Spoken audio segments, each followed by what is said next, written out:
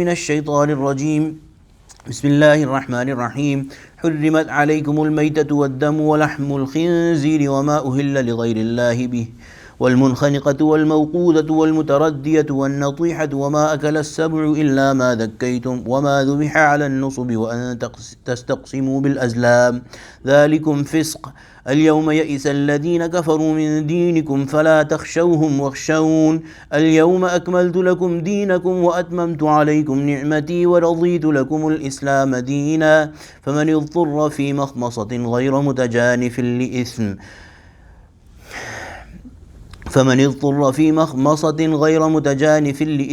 فإن الله غفور رحيم. صدق الله العظيم وبلغنا رسوله النبي الكريم ونحن على ذلك من الشاهدين والشاكرين والحمد لله رب العالمين.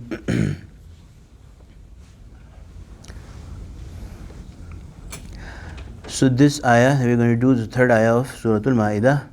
And according to most Sahaba, this is the last ayah of the Quran in terms of ahkam, in terms of rulings. This is the last ayah that brought any rulings to the Muslims. And this ayah came when the Prophet ﷺ was performing Hajj, the day of Arafah. It was also a day of Friday, and the best of the days, and the best times of the day, which is after Asr, before Maghrib. The Prophet ﷺ was doing wuquf, and this ayah came. So there's two parts to this ayah. Inshallah, we'll do this ayah in two parts. The first talks about what has been made prohibited in terms of consumption or eating by Allah subhanahu wa ta'ala. And then the second ayah talks about the superiority of Islam over others and the great blessing that Allah subhanahu wa ta'ala has done. So today inshallah we'll talk about the first ayah. Hurrimat alaykum, prohibited upon you, prohibited for you. Hurrimat, haram, has been made haram for you. Hurrimat alaykum al-mayta, carry on, dead, the dead. So dead animals would be those, al-mayta would be those animals that have not been slaughtered properly. What are the conditions of some animal being slaughtered properly? That the name of Allah subhanahu wa ta'ala is taken when it is slaughtered. It is slaughtered at the neck. It loses its life because of the slaughtering at the neck. And it is done either by a Muslim or a kitabi. A kitabi is someone who claims and believes in Sayyidina Isa alayhi salam to be, they are either a true Christian, they are either a true Jewish person. So these people today who claim, who are basically atheists, their zabiha, if they slaughter, is not permissible. So these are the conditions. And then of course by slaughtering at neck, it is meant that at least three out of the four vessels. So two are the blood vessels, one is the vessel for food, the other is the vessel for air. At least three out of these four have to be cut. If two are cut out of these four, the animal becomes haram. If three out of these four are cut, the animal is permissible but is makruh. And if all four are cut, then that is the proper way. That is the way that makes it halal without ikrah, without any despise. So this is the difference between maita, what is dead in terms of sharia, and what is not dead and permissible. So maita is all animals that do not fulfill these four conditions of slaughter. Waddam, blood. Now blood, only that blood which is flowing blood, because at another place in the Quran Allah subhanahu wa ta'ala has mentioned damam masfuha, that blood which is flowing. So those organs that are full of blood, for example the spleen or the liver, they are permissible. So kaleji that we eat, liver, that is permissible. Flowing blood is not permissible. So the first thing is maita, the second is dam.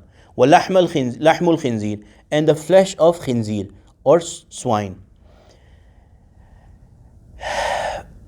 Here the ayah says lahmul khinzir. This lahm basically encompasses all body components, not just the flesh. So the skin, the fat, the flesh, all of those.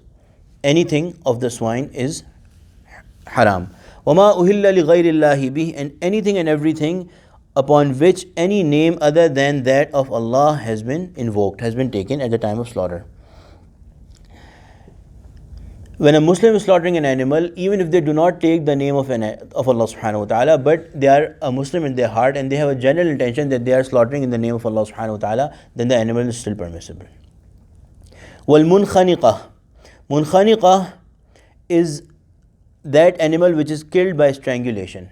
Munkhaniqa is that animal which is killed by strangulation. So an animal is strangulated and they suffocate to death. They are not permissible. They are not permissible to be eaten. Wal mawquda, killed by a blow.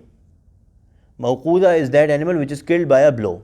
So here in slaughterhouses, what they do is that they hit the animal to stun them. If the slaughterhouse stuns an animal in a way that it does not lose its life, and the animal loses its life after being slaughtered at the neck, and the name of Allah is taken, only then, and it's done by a Muslim, only then will it become permissible. Otherwise, stunned animals will not be permissible to eat. If an animal loses its life in the process of stunning, or if they kill the animal, this is their process of doing it, so intentionally or unintentionally. If the animal loses its life by being hit hard, then it is not permissible.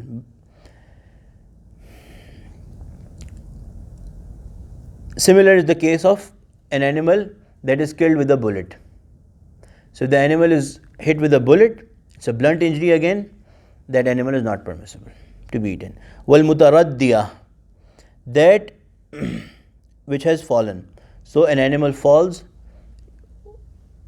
and loses its life in a well or from atop of a mountain or whatever, then that animal is not permissible to be eaten. Wama akala as-sab'u. In fact, the Sahaba have mentioned that even if you are hunting an animal and it is standing on top of a on a mountain, you hit it with the arrow, you see the arrow hitting it, but then the animal falls, and when you reach the animal at the bottom of the mountain, you should not eat that animal, because you don't know if it lost its life with the hit of the arrow or by falling. Similarly, if a bird is flying and you hit it with an arrow or whatever, and it drops in water, then that animal should not also be eaten, because we do not know that if it lost its life by drowning or by because of the hit, because of the injury. Wama akala as-sab'u, and that which has been eaten, which is eaten by a beast. Illa ma dhakkaytum wama dhubiha ala nusub, except those that you have properly slaughtered. So the first is maita. Of course, the question of proper slaughtering does not arise in maita. Waddam, again in blood, the question of proper slaughtering does not arise. Walahmal khinzir, lahmul khinzir, of course, khinzir does not become edible or halal if it is slaughtered permissible, because they are by their own self, binafsihi, they are lahmul khinzir and uhilla li ghayrillahi bi, these two are haram because on their own. The other ones, munkhaniqa, mawquda, mutaraddiyah, natiha or akal as-sab'u, if they are, so if somebody hits an animal or has gone hunting and they hit an animal with a bullet, but before that animal loses its life, they reach and slaughter it properly, then that animal will become permissible. Similarly, if you have slaughtered an animal and then you kept it somewhere and then it is also partaken by some beast, but then it is permissible for you to eat it as well, because it was slaughtered properly. But if it loses its life, the question is how the animal lost its life. وَأَن تَسْتَقْسِمُوا بِالْأَزْلَامِ, another category is that تَسْتَقْسِمُوا بِالْأَزْلَامِ is distribution based on the picking of arrows. So it was kind of like picking a lot. In those days, the guardian of the Kaaba had like 6 or 7 arrows which had some kalimat written on it, some words written on it, like yes, no, those kind of things. So people would, when they would want to find out the goodness in something or the evil outcome of something, they would come to him and ask him to pick the arrow.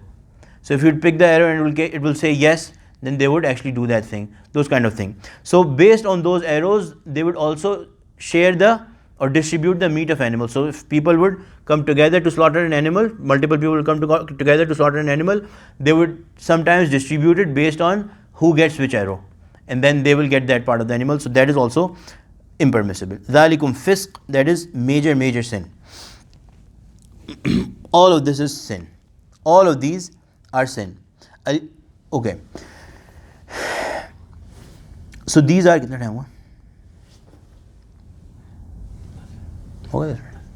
So these are the categories. This is the first ayah of the Quran, of this part of this ayah. the last among the in ahkam.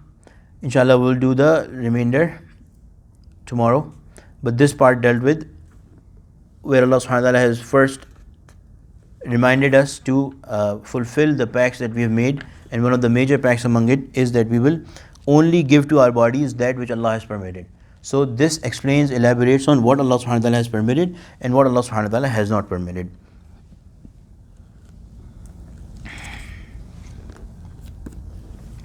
الحمد لله رب العالمين والصلاة والسلام على سيد المرسلين ربنا ظلمنا أنفسنا وإن لم تغفر لنا وترحمنا لنكونن من الخاسرين رب اغفر وارحم وأنت خير الراحمين لا إله إلا الله الحليم الكريم سبحان الله رب العرش العظيم والحمد لله رب العالمين نسألك موجبات رحمتك وعزائم مغفرتك والغنيمة من كل بر والسلامة من كل إثم لا تدع لنا ذنبا إلا غفرته ولا هما إلا فرجته ولا حاجة هي لك رضا إلا قضيتها يا أرحم الراحمين يا رب العالمين اللهم أرنا الحق حقا وارزقنا اتباعه وأرنا الباطل باطلا وارزقنا اجتنابه صلى الله تعالى على خير خلق سيدنا مولانا محمد وعلى آله وصحبه أجمعين آمين برحمتك يا أرحم الراحمين.